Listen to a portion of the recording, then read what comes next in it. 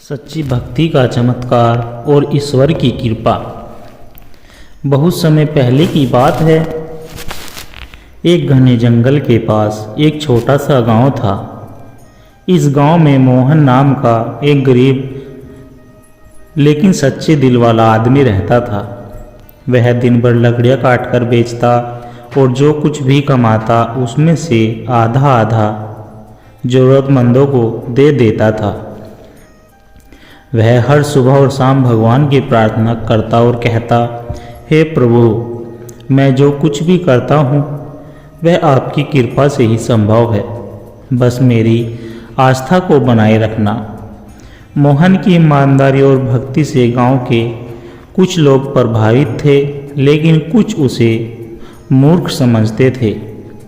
वे कहते, भगवान भला तुम्हारी मदद क्यों करेंगे? अगर भगवान होते तो तुम्हारी गरीबी कब की दूर हो जाती। मोहन बस मुस्कुरा देता और कहता, धन से सुख नहीं मिलता, संतोष मिलता है। मेरा मन शांत है, यही मेरा सबसे बड़ी संपत्ति है। लेकिन एक दिन मोहन की परीक्षा का समय आ गया। जंगल में अचानक आग लग गई, जिससे कि सारी लकड़ियां जलकर राख हो गई। उसके पास बेचने के लिए कुछ भी नहीं बचा। उसने सोचा, अब मैं क्या करूं? लेकिन उसने ईश्वर में विश्वास नहीं छोड़ा। मोहन ने फैसला लिया कि वह किसी से उधार नहीं लेगा और न ही किसी से सहायता मांगेगा। वह भगवान की भक्ति में और अधिक लीन हो गया। भूखा प्यासा भी वह ईश्वर का स्मरण करता रहता था। 3 दिन तक उसने कुछ खाया पिया नहीं। गांव के लोग उसकी दशा देखकर चिंतित थे, लेकिन वह हमेशा की तरह प्रसन्न दिखता। चौथे दिन सुबह सुबह मोहन जंगल की ओर गया। वहां उसने देखा कि आग से कुछ बड़े पेड़ गिर गए थे, जिनकी लकड़ी बहुत अच्छी थी। मोहन ने जैसे तैसे उन पेड़ों को काटकर शहर में बेचा और आश्चर्य की बात यह थी कि इस बार उसे पहले से 10 गुना ज़्यादा पैसा मिला।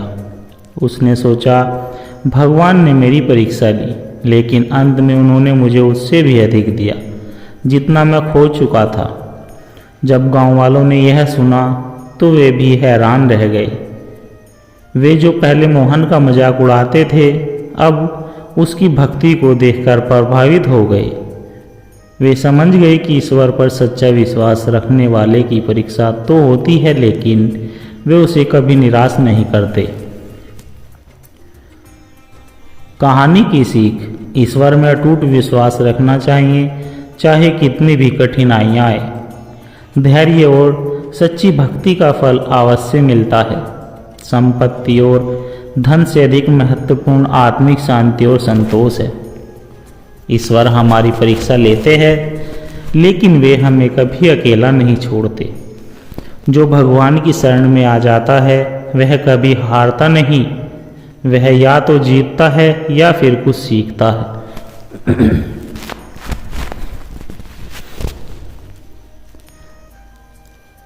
आत्मा और परमात्मा का संबंध, जिस प्रकार सूर्य की किरणें समुद्र को स्पर्श करती है, उसी प्रकार हमारी आत्मा परमात्मा से जुड़ी हुई है। हम उसे देख नहीं सकते, लेकिन उसका अनुभव अवश्य कर सकते हैं। ईश्वर से प्रेम और आत्मा की शुद्धता हमें इस संबंध को समझाने में सहायता करती है। मनुष्य संसार में सुख की खोज में भटकता है, लेकिन सच्चा सुख केवल भीतर पाया जा सकता है। धन संपत्ति, प्रसिद्धता और भोग हमें क्षणिक आनंद देते हैं, लेकिन स्थायी आनंद केवल ईश्वर की भक्ति और आत्म साक्षात्कार से ही संभव है। मन चंचल है, यह इधर उधर भटकता रहता है। ध्यान और सत्संग के माध्यम से इसे स्थिर करना ही आध्यात्मिक जीवन की पहली सीढ़ी है।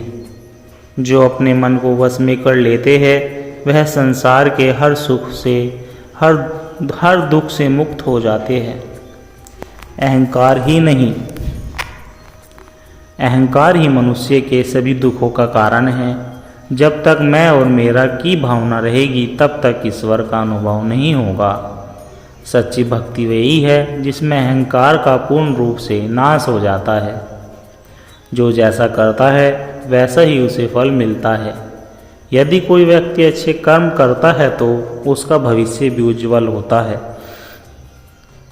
लेकिन भाग्य को कोसने से कुछ नहीं मिलेगा, क्योंकि भाग्य भी हमारे ही कर्मों का परिणाम है। इसलिए सदा शुभ और परोपकारी कर्म करें। जिनके पास संतोष है वह सबसे धनी है। इच्छाएं ही दुख का मूल कारण है।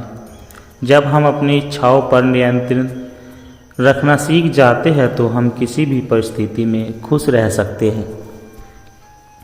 सिर्फ ग्रंथ पढ़ने से कोई धार्मिक नहीं बनता।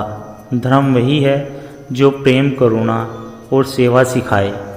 यदि किसी को भगवान की भक्ति करनी है तो पहले उसे जीवों की सेवा करनी होगी। जिस प्रकार गंदे पानी में कमल खिल सकता है, उसी प्रकार बुरी संगति में भी कोई व्यक्ति अच्छा बन सकता है। यदि वह सत्संग का सहारा ले, सत्संग से मन और विचार शुद्ध होते हैं और धीरे धीरे आत्मा ईश्वर के निकट पहुंचती है। यदि हम अपने जीवन में सच्चे आनंद की खोज कर रहे हैं तो हमें ध्यान करना होगा। ध्यान से मन शांत होता है और आत्मा में छुपे दिव्य प्रकाश का अनुभव होता है। जीवन में कई बार कठिनाइयाँ आती है, लेकिन हमें धैर्य और विश्वास नहीं खोना चाहिए। ईश्वर पर जो पूर्ण विश्वास रखता है उसकी हर समस्या का समाधान स्वयं ईश्वर कर देते हैं। सत्संग का मूल उद्देश्य आत्मा को शुद्ध करना और हमें ईश्वर के निकट ले जाना। जब हम सत्संग के विचारों को अपने जीवन में उतारते हैं तो हमारा जीवन आनंद में शांत और सफल हो जाता है। सच्ची आध्यात्मिकता वही है जो हमारे मन और हृदय को प्रेम, करुणा और शांति से भर दे। सच्ची भक्ति का चमत्कार। बहुत समय पहले की बात है। हिमालय की तलहटी में एक सुंदर गांव था। इस गांव में रामदास नाम का एक गरीब लेकिन ईश्वर भक्त व्यक्ति रहता था। वह हर सुबह उठकर भगवान की पूजा करता, फिर जंगल से लकड़ियाँ काट कर लाता, उन्हें बेचकर अपना गुजारा करता। उसके जीवन में बहुत कठिनाइयाँ थी, लेकिन उसने कभी भगवान को कोई शिकायत नहीं की। वह सदा कहता था, जो भी होता है भगवान की इच्छा से होता है। वह जो करेगा हमारे लिए अच्छा ही होगा। रामदास की भक्ति के चर्चे पूरे गांव में होने लगे। कुछ लोग उसकी श्रद्धा से प्रभावित थे तो कुछ उसका मजाक उड़ाते थे। वे कहते थे, तू भगवान को पूजता है फिर भी गरीब है। अगर भगवान होते तो तुझे अमीर बना देते। रामदास मुस्कुराकर जवाब देता है, धन नहीं, शांति सबसे बड़ा खजाना है। मुझे जो मिला है वही मेरे लिए सही है। एक दिन गांव में भारी बारिश हुई और नदी में बाढ़ आ गई। कई घर डूब गए, खेत बह गए और लोग डर से इधर उधर भागने लगे। रामदास का घर भी पानी में बह गया। अब उसके पास रहने के लिए कोई भी जगह नहीं बची।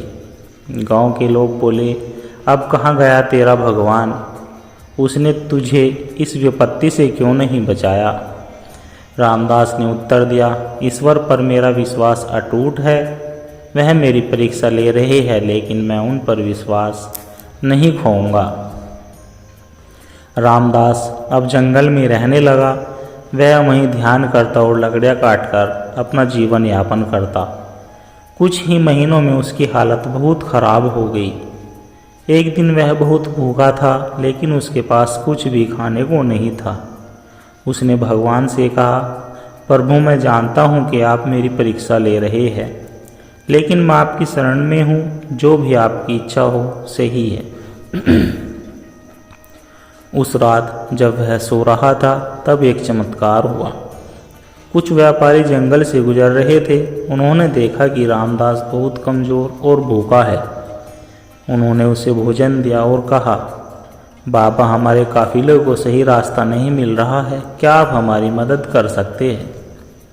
रामदास ने उन्हें सही मार्ग दिखाया। जब वे अपने गंतव्य पर पहुँचे तो उनके पास बहुत सारा सोना चांदी और कीमती सामान था। व्यापारी रामदास की ईमानदारी और भक्ति से प्रभावित हुए। उन्होंने कहा, आपने हमारी मदद की है, इसलिए हम आपको यह धन देना चाहते हैं। रामदास ने धन लेने से मना कर दिया, लेकिन व्यापारियों ने कहा, यह धन ईश्वर का दिया हुआ है, इसे आप गांव में पुनर्निर्माण में लगाए। रामदास ने उस धन से गांव में डूबे हुए घरों को फिर से बनवाया, एक बड़ा मंदिर बनवाया और गांव के हर जरूरतमंद की सहायता की। अब पूरा गांव उसकी भक्ति और सेवा से प्रभावित हो गया। जो लोग पहले उसका मजाक उड़ाते थे, वे अब उसकी प्रशंसा करने लगे। इस प्रेरणादायक कहानी से हमें सीख मिलती है कि ईश्वर सदा अपने भक्तों की परीक्षा लेते हैं, लेकिन वे उन्हें कभी अकेला नहीं छोड़ते। सच्ची भक्ति का अर्थ सिर्फ पूजा नहीं बल्कि सेवा और परोपकार भी है। धन दौलत से ज़्यादा महत्वपूर्ण शांति और संतोष है। जो ईश्वर में सच्चा विश्वास रखता है उसे अंततः चमत्कारी रूप से सहायता मिलती है। सच्ची भक्ति न केवल हमारे जीवन को बदलती है बल्कि पूरे संसार को प्रेम और करुणा का संदेश देती है। सत्य की खोज, सत्य की राह कठिन हो सकती है, लेकिन जो आत्मा इसे खोज लेती है वह सदा के लिए मुक्त हो जाती है। धर्म का सच्चा अर्थ, सच्चा धर्म वह है जो प्रेम, करुणा और सेवा की भावना को जागृत करे। मन की शांति, शांति बाहर नहीं बल्कि भीतर है। जब मन स्थिर होता है तभी आत्मा का प्रकाश प्रकट होता है। अहंकार का त्याग, जब तक अहंकार बना रहता है तब तक आत्मज्ञान संभव नहीं। नम्रता और समर्पण से ही दिव्यता का अनुभव होता है। कर्म का महत्व, जैसे कर्म करोगे वैसे ही फल मिलेगा, इसलिए सदा शुभ और परोपकारी कर्म करो। संगति का प्रभाव, अच्छे विचार और सच्चे ज्ञान की संगति से ही जीवन में परिवर्तन आता है। बुरी संगति आत्मा को नीचे गिराती है। प्रेम और भक्ति, सच्चा प्रेम और भक्ति वही है जिसमें कोई निस्वार्थ न हो। भक्ति का सार्थ आत्मसमर्पण है। संतोष का रहस्य, जो व्यक्ति संतोषी होता है वह हर परिस्थिति में खुश रहता है। इच्छाएं दुख का कारण बनती है। ध्यान और साधना, ध्यान ही आत्मा को परमात्मा से जोड़ने का सबसे सरल मार्ग है। नियमित साधना से जीवन में दिव्यता आती है। ईश्वर पर विश्वास, जीवन की हर कठिनाई में ईश्वर पर पूर्ण विश्वास रखना चाहिए। वह सदा हमारी रक्षा करता है। सत्संग का मूल उद्देश्य आत्मा को शुद्ध करना और उसे परमात्मा से जोड़ना है। जब हम सच्चे विचारों को अपने जीवन में उतारते हैं तब ही आध्यात्मिकता का वास्तविक अनुभव होता है। सच्ची भक्ति का चमत्कार, बहुत समय पहले की बात है। एक छोटे से गांव में रमेश नाम का एक किसान रहता था। वह बहुत गरीब था, लेकिन उसका हृदय स्वच्छ और प्रेम से भरा हुआ था। वह हर दिन सुबह जल्दी उठकर अपने खेतों में मेहनत करता और शाम को पास के मंदिर में जाकर भगवान की पूजा करता। रमेश की भक्ति सच्ची थी। वह कभी भगवान से धन, सुख, संपत्ति की प्रार्थना नहीं करता। वह बस इतना कहता, हे प्रभु, मुझे बस आपकी शरण में रखिए और जो कुछ भी मेरे भाग्य में लिखा है वही दीजिए। एक साल गांव में भयंकर सूखा पड़ा। फसलें सूख गई, तालाब और कुएं खाली हो गए। लोगों के पास खाने को कुछ नहीं बचा। गांव के लोग दूसरे स्थानों पर पलायन करने लगे, लेकिन रमेश ने अपना गांव नहीं छोड़ा। उसने सोचा, ईश्वर मेरी परीक्षा ले रहे हैं, मैं इन परिस्थितियों में भी उनका स्मरण करता रहूँगा। रमेश के पास जो भी थोड़ा बहुत अनाज था वह दूसरों में बांट देता, खुद उपवास रखता, लेकिन कभी भी किसी से शिकायत नहीं करता। गांव के लोग उसकी श्रद्धा देखकर हैरान थे। वे कहते, रमेश, भगवान ने तुम्हें भी दुख दिए हैं, फिर भी तुम उनकी भक्ति करते हो। रमेश मुस्कुराकर जवाब देता है, क्या हम माता पिता से तभी प्रेम करते हैं जब वे हमें उपहार देते हैं? भगवान हमारे माता पिता समान हैं, सुख में भी दुख में भी। मैं उन्हीं का हूँ। एक रात रमेश बहुत कमज़ोर हो चुका था। भूख के कारण उसकी स्थिति खराब हो गई थी, लेकिन उसने फिर भी ईश्वर का ध्यान किया और सो गया। आधी रात को किसी ने उसके दरवाजे पर दस्तक दी। जब उसने दरवाज़ा खोला तो एक वृद्ध संत खड़े थे। संत ने कहा, बेटा, मुझे बहुत भूख लगी है, क्या तुम मुझे कुछ खाने को दे सकते हो? रमेश ने तुरंत अपने पास बचा हुआ आखिरी मुट्ठी भर अनाज निकालकर संत को दे दिया। संत ने प्रेम पूर्वक भोजन किया और रमेश को आशीर्वाद देकर चले गए। सुबह जब रमेश उठा तो उसने अपने आंगन में एक चमकता हुआ बर्तन मिला जिसमें अनगिनत गेहूं के दाने भरे हुए थे। जैसे ही उसने बर्तन से कुछ दाने निकाले, वे फिर से भर जाते थे। रमेश समझ गया कि यह भगवान की कृपा थी। रमेश ने उस चमत्कारी अनाज का उपयोग सिर्फ अपने लिए नहीं किया, बल्कि पूरे गांव में भूखों को खिलाया। धीरे धीरे बारिश हुई, फसलें फिर से लहलहाने लगी और गांव में खुशहाली लौट आई। गांव वालों को अब समझ आ गया था कि सच्ची भक्ति वही होती है जो बिना किसी स्वार्थ के की जाए। उन्होंने रमेश से प्रेरणा ली और भगवान में सच्ची श्रद्धा रखने लगे। कहानी से हमें यह सीख मिलती है कि ईश्वर पर अटूट विश्वास रखना चाहिए, चाहे परिस्थिति कैसी भी हो। सच्ची भक्ति का अर्थ केवल पूजा नहीं, बल्कि सेवा और प्रेम भी है। जब हम निस्वार्थ भाव से दूसरों की मदद करते हैं तो ईश्वर स्वयं हमारी मदद और सहायता करते हैं। कठिनाइयाँ हमारी परीक्षा होती है, लेकिन अगर हम धैर्य और श्रद्धा बनाए रखते हैं तो सफलता अवश्य मिलती है। सच्ची भक्ति न केवल हमारे जीवन को रोशन करती है, बल्कि पूरे संसार को प्रेम और करुणा का संदेश दे जाती है।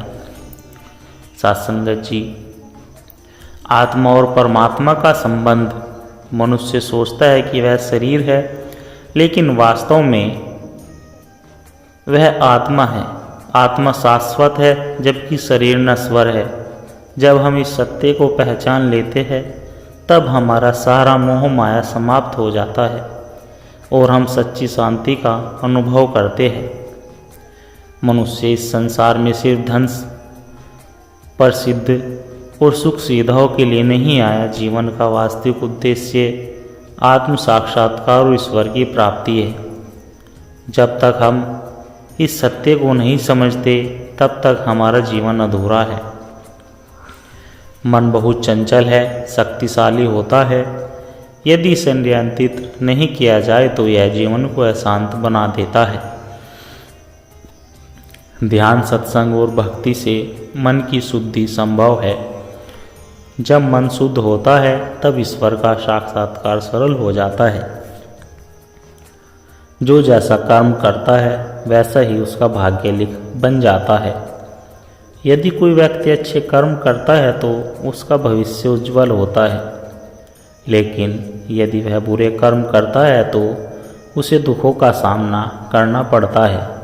इसलिए सदा शुभ और परोपकारी कर्म करो, यही सच्ची आध्यात्मिकता है। मनुष्य बाहरी चीज़ों में सुख खोजता है, धन, घर, परिवार, प्रतिष्ठा, लेकिन यह सब क्षणिक है। सच्चा सुख भीतर है, आत्मा में। जो व्यक्ति ध्यान, भक्ति और सेवा के मार्ग पर चलता है वही सच्चे आनंद को प्राप्त करता है। अहंकार ही सभी दुखों का मूल कारण है। जब तक मैं और मेरा की भावना रहेगी तब तक ईश्वर की कृपा प्राप्त नहीं होगी।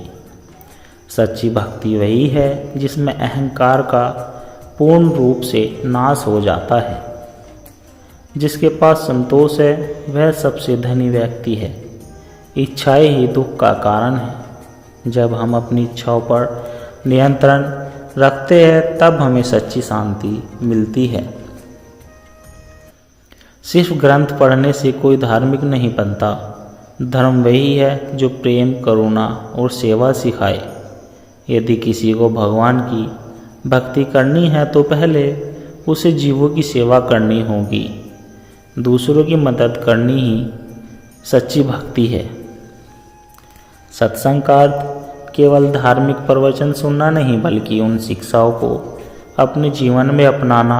जिस प्रकार गंदे पानी में भी कमल खिल सकता है उसी प्रकार यदि हम सत्संग रूपी अमृत का सेवन करें तो जीवन दिव्य हो सकता है। यदि हम अपने जीवन में सच्चे आनंद की खोज कर रहे हैं तो हमें ध्यान और आत्मनिरीक्षण को अपनाना होगा। ध्यान से मन शांत होता है और आत्मा में छुपे दिव्य प्रकाश का अनुभव होता है। जीवन में कई बार कठिनाइयाँ आती हैं, लेकिन हमें धैर्य और विश्वास नहीं खोना चाहिए। जो भी होता है ईश्वर की इच्छा से होता है। यदि हम उन पर अटूट श्रद्धा रखते हैं तो वे हमारी हर समस्या का समाधान कर देते हैं। साथ संगत जिस कहानी से हमें यह शिक्षा मिलती है, यह निष्कर्ष निकलता है कि सत्संग का उद्देश्य आत्मा को शुद्ध करना और हमें ईश्वर के निकट ले जाना है। जब हम सत्संग के विचारों को अपने जीवन में उतारते हैं तो हमारा जीवन आनंद में शांत और सफल हो जाता है। सच्ची आध्यात्मिकता वही है जो हमारे मन और हृदय को प्रेम, करुणा और शांति से भर दे। सच्चा सत्संग वह है जो मनुष्य को आत्मज्ञान की ओर ले जाए और उसे ईश्वर से जोड़ दे। साथ संगत जी, दास के द्वारा कहे गए आध्यात्मिक कहानी विचार, सत्संग विचार अगर आप जी को अच्छे लगे हो तो चैनल को सब्सक्राइब और वीडियो को लाइक कर दे और दास को आशीर्वाद दे कि आप जी के चरणों में हर रोज़ ऐसे ही एक प्रेरणादायक कहानी विचार लेकर आता रहूं। साथ संगत जी, प्यार से कहना, धन निरंकार जी।